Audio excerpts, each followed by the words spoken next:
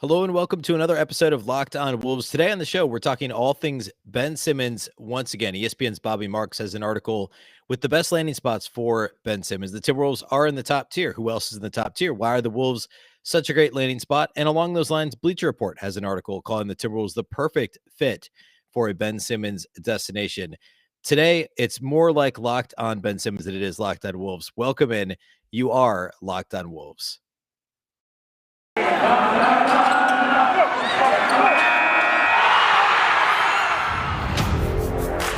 You are Locked On Timberwolves, your daily Minnesota Timberwolves podcast. Part of the Locked On Podcast Network. Your team every day.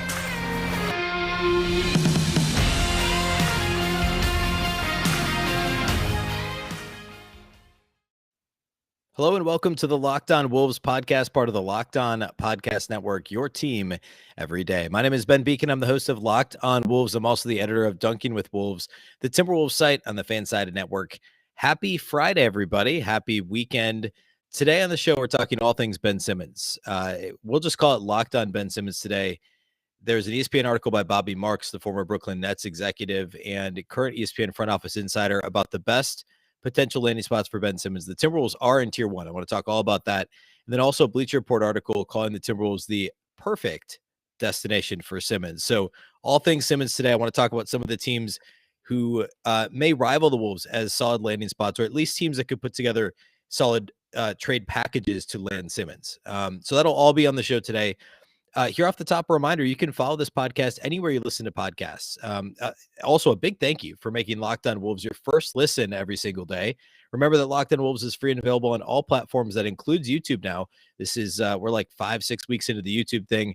We're also, of course, available on Apple, Google, Spotify, and the all-new Odyssey app. You can also follow on Twitter at Locked On T-Wolves. Don't forget the T, and at Beecken with 2 B's, 2 E's, C-K-E-N. All right. Let's talk about the Bleacher Report article first. So this is an article by Grant Hughes at Bleacher Report. The headline is "Buying or Selling Latest NBA Training Camp News." So there's several rumors isn't maybe the right word, but there's several topics here. So Zion Williamson is a topic, is one of the things listed. Kyrie Irving's lack of trade value is in here. And so basically Hughes goes through and says, buy or sell. This is a true rumor. It's false. Colin Sexton, Cleveland claiming they want to keep him, etc. So one of them is that the Wolves are the perfect team for Ben Simmons. And the piece of the article about the Timberwolves and Simmons starts out with a really negative light. I'll just read it, I guess, directly from the article because it's something. So Grant Hughes of Bleacher Report says, and this is me reading directly, quoting this now. I mean, where better for Ben Simmons to avoid the ruthlessness of Philadelphia fans than with one of the least scrutinized teams in the league? The Minnesota Timberwolves might as well be the witness protection program of the NBA. And that's to say nothing of the lowered expectations surrounding a franchise that has had exactly one winning season since 2005. Can you imagine Minnesota supporters getting bent out of shape over a player who can guide the franchise to the playoffs every year, but isn't quite well-rounded enough to do more than that? Of course not. If the Wolves sniff the postseason at celebration time, Simmons could pass up all the playoff shot attempts he wants, and nobody would care. And then he goes on to say that Minnesota is a soft landing spot. But then he also says it's only part of the reason Simmons makes sense as a trade target. We'll get to the other reasons here in a second. I mean, what Hughes said isn't entirely wrong. The expectations are obviously lower in Minnesota than in Philadelphia. The Sixers just went to, or they were the number 1 seed in the East. They've had finals aspirations now for several years. Obviously, expectations are higher in Philadelphia than Minnesota. And obviously, the markets have very different expectations as a whole. And, well, I shouldn't say expectations. They handle success and failure a little bit differently. The Timberwolves, as pointed out by Grant Hughes, have made the playoffs once, have had one winning record in the last, or I guess 2000, they've made the playoffs. They missed the playoffs in 2005 with a winning record. But no matter how you slice it, the Timberwolves have not been good for a very long time. Calling them the witness protection program of the NBA is maybe a little bit, we'll call it silly. I mean, it's still the NBA. People know who Karl Anthony Towns is. You're not hiding. People are still going to pay attention to Ben Simmons regardless. I think he's kind of, that's kind of the thing with him right now, right? I mean, he's a 2-time All-Star. He's an all-defensive player, and he had a really high-profile struggle in the playoffs and now is the saga of the offseason. He's not going anywhere. People aren't going to leave him alone. So it's a little bit of a goofy way to position the Timberwolves as a potential landing spot. I mean, the part about there being less pressure in Minnesota, that's definitely true. But I don't know that I think that's overblown a little bit. So then he goes on to talk about the roster being most compelling is how he puts it, with Towns providing unparalleled spacing at the 5, a lineup bereft of useful defenders, which is I talked about this the other day on the show. There's actually some defenders in this roster now. Patrick Beverley, Leandro Bolmaro is going to be able to defend at the NBA level. Josh Okogie, Jade McDaniels, Jared Vanderbilt. The Timberwolves have some defenders now. Obviously, it's a matter of whether or not they can defend as a unit, as a team. But Hughes talks about Simmons' weaknesses being diminished, his strengths magnified. He can do all the things he does well: defend, key transition attacks, and facilitate. And basically, the Timberwolves wouldn't have to rely on his offense much. He ends up saying that he buys the Timberwolves as a great fit for, or actually, the words are a perfect fit for a perfect team for Ben Simmons, because of all these reasons. And I agree with this. The fit from a basketball perspective is perfect. Now, of course, we don't know who the Timberwolves give up in a trade. We have to presume that it's D'Angelo Russell. It's always possible that it's Beasley and another player. I think it's more likely that it's D'Angelo Russell at this point. So, I mean, Simmons' defensive skill set, we don't need to go into all this again, but Simmons' defensive skill set, his ability to facilitate both in the half court, but especially in transition. And really offensively, the Timberwolves could play him at the 4, whether that's at the top of the key in a horn set or in the dunker spot, or, outside of transition. The ball may not be in Simmons' hands all the time. The Wolves need him for his defensive ability, for his ability to run in transition. Those are the things he would bring to the table for Minnesota. Towns would take a lot of pressure off him offensively. And even if you trade D'Angelo Russell, look at the rest of the roster. I mean, Malik Beasley, obviously Anthony Edwards, that's where your offense is coming from. You don't need Ben Simmons to do much offensively. And that's, I guess, kind of the point that Grant Hughes is trying to make here. So, yes, this is a kind of a crude way of saying that the Timberwolves are a great fit for Ben Simmons, but he's not wrong. A little bit less pressure, and the Sixers, in terms of, we'll talk about this in a minute, but the Sixers, I'm sure, would be excited to get him out of the Eastern Conference, to trade him to a Western Conference team. And that helps this as well. But from a roster perspective, Simmons can slot right in. He could play the 4 in the Timberwolves starting lineup. Say Jade McDaniels ends up getting traded in a deal for Simmons, or he could kind of de facto play the 1, but the Wolves would run their offense through Edwards and Towns, whereas Simmons is the point guard, but really isn't running the half court offense at all. I think that's probably more likely what would happen if Simmons ends up on the Wolves. But interesting take. Go check that out at Bleacher Report. Again, the headline of the article is "Buying or Selling Latest NBA Training Camp News." Okay, I want to get into this ESPN piece about Ben Simmons here in just a second, by Bobby Marks, and he has tiers of teams, or actually he has all 29 other NBA teams, non-Philadelphia NBA teams, ranked in tiers based on their likelihood or their ability to potentially land Ben Simmons via trade. So I want to talk about that here next. First, though, let's talk about our friends over at Indeed. General managers ask questions to find the right players, like, do they have ice in their veins? And of course, in the case of the Timberwolves, they asked that question. D'Angelo Russell said yes. D'Lo is Mr. Ice in his veins. When you're hiring, you can use Indeed assessments to help make sure you find candidates with the skills you need. When hiring gets hard, you need Indeed, the job site that makes hiring incredibly simple. Just attract, interview, and hire. In fact, with Indeed, you can do all your hiring in one place, even interviewing. Don't just hope your perfect candidate will find you. Indeed's hiring tools help you cut through the noise to hire faster and smarter. In fact, Indeed Instant Match provides a list of quality candidates whose resumes are on Indeed the moment you post a sponsored job. With Indeed assessments, choose from 135 skills tests to help make sure you're finding applications from people with the skills you need. According to Talent Nest, Indeed delivers 4 times, that's 4x, more hires than all other job sites combined. Join more than 3 million businesses worldwide that use Indeed to hire great talent fast. Get started right now with a $75 sponsored job credit to upgrade your job post at Indeed.com/locked. That's a $75 credit at Indeed.com/locked. Indeed.com/locked. Offer valid through September 30th. Terms and conditions apply. Okay. Now, actually, before we get into the ESPN thing, let's also talk about our friends at Built Bar. Did you know that Built Bar has several delicious flavors. Typically there's 9, occasionally they release a few others. If you've never tried Built Bar before, it's the best tasting protein bar you will ever have. It tastes exactly like a candy bar. Coconut, mint brownie, cookies and cream, probably my favorite flavors. Anything with caramel, I guess too. I'm cheating a little bit. There's 4 or 5 delicious. They're all fantastic, but I have probably 4 or 5 favorites. You can actually get a mix box. You get 2 of each of the 9 flavors to try out several flavors at once. And check out the macros. Not only do they taste good, but they're genuinely healthy for you as well. Bars are just they include 17 to 18 grams of protein, but the calories range from only 130 calories per bar to 180, just 4 to 5 grams of sugar and 4 or 5 grams net carbs. All the flavors are amazing. They're tasty. They're healthy for you.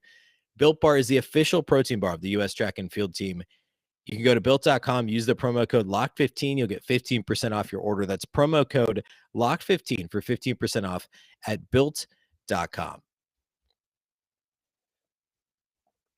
All right, let's talk about this ESPN piece. So this is an ESPN Insider piece. I'm not going to read a whole lot of this thing verbatim. You do need a subscription in order to read it on ESPN Plus. It's entitled Ben Simmons Trade Guide, the 6 NBA teams that check all the boxes. This is by Bobby Marks. He, of course, is the former New Jersey and Brooklyn Nets executive and is one of the resident, I guess, GMs at ESPN, somebody who obviously knows how the business works from multiple angles and I think needs to be heard on a case in a situation like this when we're really evaluating many things, right? When you're looking for a potential destination for Simmons, you have to look at the number one thing is what assets can that team provide? And then along with that, is the team trading for him? Are they incentivized to trade to get him? Now, probably every team in the NBA would want Ben Simmons on their team, right? Because he is, I mean, allegedly, so does Philadelphia, even though they had a funny way of showing it. He's one of the best defenders in the league. He's one of the best young players in the league. There's still upside there for him if he can figure out the jumper. And even if he doesn't, he's already an all-star and all-defensive player, even if he doesn't have a jumper. So he's a valuable player. But would a team like, for instance, this is just the Lakers don't have the right mix of assets and the need to get Ben Simmons, right? A team like the Thunder, if they traded all their young assets, if they traded Shai Gilgeous-Alexander and others, first, not only would, I mean, the salaries would be an issue to try and figure that out, but that wouldn't really make sense for them because they would still be bad. They'd be trading one star for another. And what's the incentive there for them? So it's the right mix of assets available to trade. And then the difference that Simmons would make for that team. Are they good enough where it's not as necessary to shuffle the deck chairs? That's not the right analogy. Are they good enough? Shuffle the deck, I guess, is a better analogy. I don't know. Deck chair, Titanic.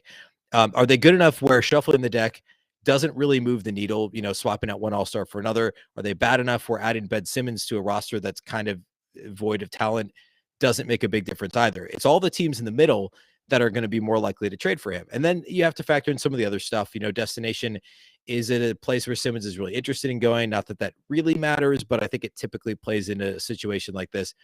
Western Conference teams are going to have a leg up. The Sixers would prefer to trade him to the West than to the East. And that's what Bobby Marks does well here is he takes all of these factors and places all 29 other teams in tiers. So I'll start really quickly at the bottom to give some quick examples of what I was just talking about. The bottom tier, the no chance group, is Brooklyn, Chicago, Denver, the Clippers, the Lakers, the Heat, Bucks, Jazz, and Washington Wizards. And the example he gives, he says the Clippers are not trading Paul George for Simmons, nor do they have the right combination of draft picks and players to send to Philadelphia. So it's teams with no draft assets or all-stars that are better fits with their current rosters than Ben Simmons. So those teams, how many are there here? There's 9 teams. The Nets, Bulls, Nuggets, Clippers, Lakers, Heat, Bucks, Jazz, Wizards are all out on trading for Ben Simmons. Tier 4, there's only 2 teams, just not enough to get in the conversation. The Knicks and the Suns, that makes sense. The tier above that is where it starts to get a little bit interesting. Tier 3, where he says they're available to possibly get Simmons, or excuse me, they're able to get Simmons. The assets they have available includes young players, draft assets, veterans, etc. But what they don't have to trade is a true impact player, which is what the Sixers, of course, are looking for in any Simmons trade. So these teams are all really teams we've heard mentioned as possible destinations for Simmons, some more likely than others. Like, for instance, the Detroit Pistons or Orlando Magic are probably the 2 in this group that we've heard of the most. And also the Sacramento Kings, which, by the way, very recently, the Kings were in the top 3 in terms of betting odds for Simmons' next team. And according to Marks, they just don't have the right combination of assets to land him. In fact, he doesn't even really talk about them in his write-up. So this group also includes, so it's Charlotte, Dallas, Detroit, Houston, Memphis, Orlando, the Thunder, and the Kings are all in this tier 3. So theoretically, these teams would have a shot at getting Simmons. My opinion is if any of these teams were to land him, they would need a third team to help funnel some assets to the Sixers. Tier 2 is trade assets are there, but how's the fit? These teams are the Atlanta Hawks, Boston Celtics, Golden State Warriors, New Orleans Pelicans. Interestingly enough, 3 of these 4 teams are teams that could make a case for being championship contenders this year. The Hawks, of course, went to the conference finals. The Celtics massively underperformed last year, but were recently thought of as a true finals contender team, and they could certainly get back there quickly. The Golden State Warriors, similar story, although it was more due to injury than anything else, but they could win 50 games this year. Easily, not easily, but I could easily see that happening. And then the Pelicans, who are a fringe playoff team like the Timberwolves. So those 4 teams are in tier 2. That leaves 6 teams for tier 1. And these are all teams that we've heard of as interested in Simmons and potential destinations that could make some sense. That includes the Portland Trailblazers, the Cleveland Cavaliers, Indiana Pacers, the Timberwolves, the San Antonio Spurs, and the Toronto Raptors. Now, let's start with the Timberwolves, and why the Wolves are, according to Marks, a possible destination.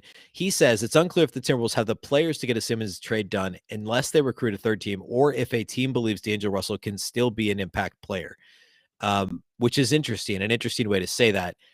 I've said all along, and if you've listened to the show over the past few, I guess, I don't know, more than a few weeks, probably a few months at this point, I don't think Daryl Morey in the Sixers front office really wants to pay D'Angelo Russell max money for the next 2 seasons. I don't think that they think he's a franchise or a cornerstone player. And it would surprise me if that's the deal that gets done, unless Russell ends up going somewhere else to a third team. And Marks is basically saying that here. That it's Russell's nowhere near as good of a player as Simmons. They're paid roughly the same amount, but Simmons has more years on his deal. So the Wolves would need to sweeten a Russell offering with several draft picks and surely Jaden McDaniels, Jaden McDaniels and possibly a Naz Reid or a Jalen Noel, something like that. A player who's on a good contract, can be a rotation player and has some upside. And then Marks also says, because the roster is loaded with rotational players, any Simmons trade would require Minnesota to move multiple first-round picks. Basically what he's saying there is this side of guys who they're not trading, Towns and Edwards, it's Russell, it's Beasley, and McDaniels would be the 3 biggest assets. And then from there, you could say Leandro Bolmaro is probably number 4, but then it's a bunch of guys that are worthy of a rotation spot, but their salaries are modest and they're not going to really move the needle. Josh Okogie, Jake Layman, Jalen Noel, Naz Reid are the best examples. There's a couple of veterans who make a little bit more money and certainly would be rotation players and could be valuable to a team with deep playoff run aspirations, championship aspirations like the Sixers, and that's Taurean Prince and Patrick Beverley. If this deal goes down and doesn't include Russell, we could see a mixture. We could see Beasley plus Beverley plus Jaden McDaniels, or Beasley plus Beverley plus another piece and 2-3 picks. That could be the offering, or Beasley and Prince, I guess. If Russell's included, it's unlikely that it's unlikely that Beasley, Beverley, or Prince would be involved because the money would get really rich there. The Wolves would need to take back some salary as well, or there'd need to be a third team. So the Wolves actually have not a terrible combination of salaries. It's just, do you want D'Lo and more picks, or do you want Beasley plus Beverley or Prince and a couple of picks? And do the Sixers demand Jaden McDaniels in either one of those trades? I think that's probably likely, but we don't know what they think of Jaden McDaniels. So it's a really interesting thing to consider is what would that package ultimately look like? And then Marks also notes that outside of Towns and Edwards, everyone could be available. At this point, Jared Vanderbilt and Jordan McLaughlin can't be traded until January 15th. By the way, I don't think this trade's hinging on either one of those guys. He mentions that Minnesota has all of its first-round picks as well. So I want to call out one of these other teams in Tier 1 that I haven't talked about much in the show as a possibility when it comes to landing Simmons, and why I think they might be the Wolves' kind of, maybe not the number 1 competition, but the undercover competition that they might have for landing Ben Simmons. So we're going to do that next. First, though, let's talk about our friends over at betonline.ag. We're back and we're better than ever. All eyes are on the gridiron as teams are back on for another football season. As always, BetOnline is your number one spot for all the pro and college football action this season. With the new and updated site and interface, even more odds, props, and contests, BetOnline continues to be the number one source for everything football. Head to the website or use your mobile device to sign up today to receive your 50% welcome bonus on your first deposit. Don't forget to use the promo code LOCKEDON to receive your bonus. From football, boxing, basketball, right on down to your favorite Vegas casino games. Don't wait to take advantage of all the amazing offers available for the 2021 season. BetOnline is the fastest and easiest way to bet all your favorite sports. BetOnline, where the game starts. Again, that's promo code Locked On to receive your 50% welcome bonus on your first deposit.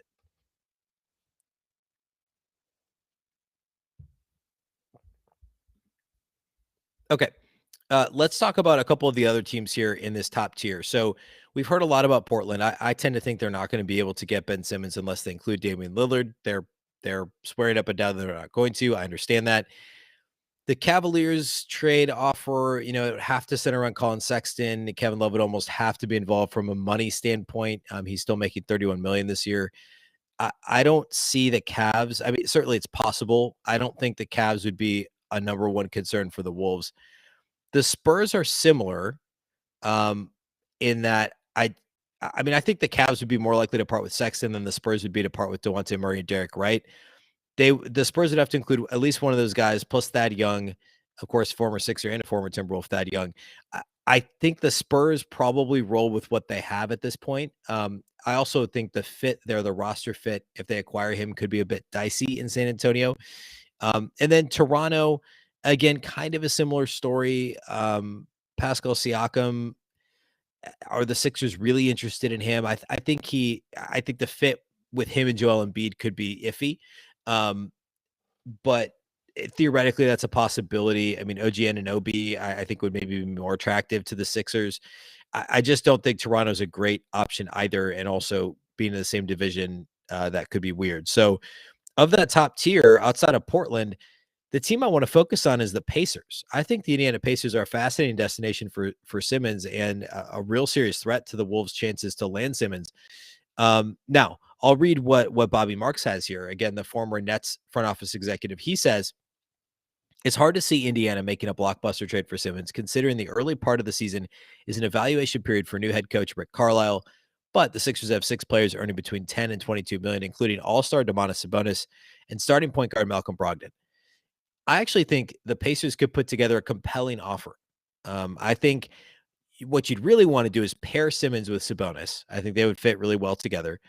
I don't know what you do with Brogdon. I think they would try and keep him in this deal and play Brogdon and Simmons together in the backcourt. And the offer would be basically Miles Turner and Karis LeVert together would pretty much match the money. And you'd have to include multiple first rounders and probably another younger player, whether it's at this point, Jeremy Lamb's probably not that appealing. Justin Holiday, maybe. But I really do think it would be more along the lines of the combination of Turner, LeVert, and several picks. Maybe they could get a third team to route some additional assets to Philadelphia. But I think the Pacers actually can make a case for landing Simmons. I think that their case is as good as anyone's. Now they're in the Eastern Conference, which complicates things a little bit, but they're at least out of the same division as Toronto would be. And I think their combination, even if it came down to Sabonis, or maybe it's Brogdon and Turner, or Brogdon, it's probably not Brogdon and LeVert, but whatever that combination is between Brogdon, Sabonis, Turner, and LeVert, the Pacers could trade 2 of those 4 and many picks and get Simmons back and improve their roster. Right now, they've got a solid starting lineup, but they don't really have a true superstar. Sabonis, of course, was an all-star. He's very good. He's going to continue to improve, but Simmons would be better than all those players. So if the Pacers essentially pull off a 2-for-1 and come out of the trade with the best player involved in the trade, that would be a positive move for them. And I think that the Pacers would and should go for it. So my dark horse team to land Simmons outside of Portland, and I'll throw Golden State and Sacramento in this because the 4 teams mentioned the most by far are Portland, Minnesota, Sacramento, and Golden State. I think Indiana to me is the most intriguing kind of dark horse team that nobody's really talking about, but I think the combination of assets and opportunity, the Rick Carlisle thing, I understand why a new head coach wouldn't want to rock the boat too much. But I also think Rick Carlisle knows great players when he sees them, and would welcome the opportunity to have a defender like Simmons on his roster in his rotation. So look out for the Pacers. I just have a feeling that things could line up well there for Indiana. Now, what does this article mean? I think for if you're for Timberwolves fans, it's just kind of another thing that points to the Wolves being legitimate contenders for Ben Simmons. It's a combination of the relationship, of course, between Sachin Gupta, first Gerson Rosas, and now Gupta, and Daryl Morey and the Sixers. It's the relationship that Simmons and Towns have off the court. It's the synergistic fit of Simmons with Towns and whatever backcourt pieces the Wolves are able to hang on to from Russell, Beasley, Edwards. They're going to keep two of those three. And Simmons is going to fit perfectly with two of those three plus Towns.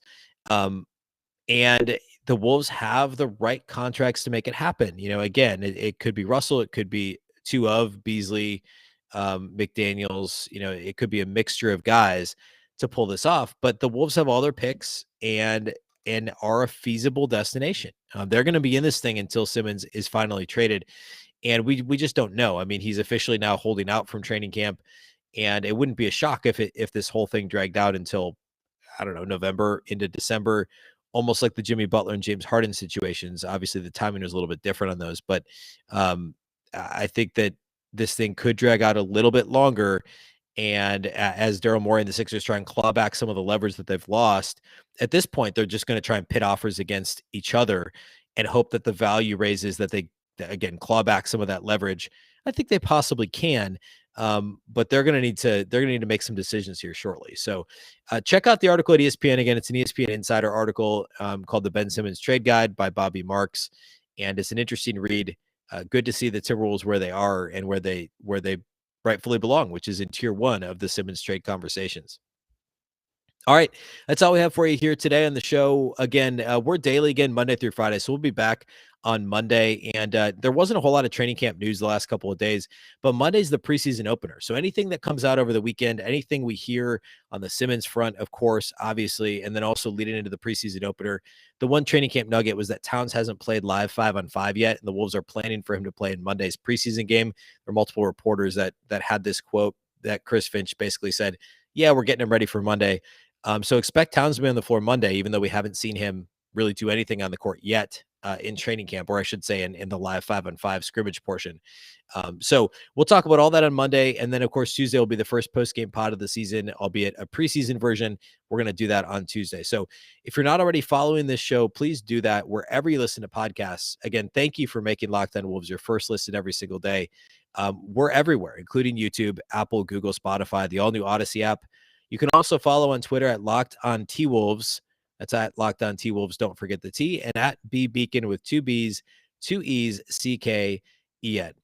A reminder that Locked On Wolves is part of the Locked On Podcast Network. Remember, the Locked On Network is your local experts on all the biggest stories. We'll be back on Monday. Have a fantastic weekend. Once again, I'm Ben Beecken. This is the Locked On Wolves podcast, and we'll catch you next time.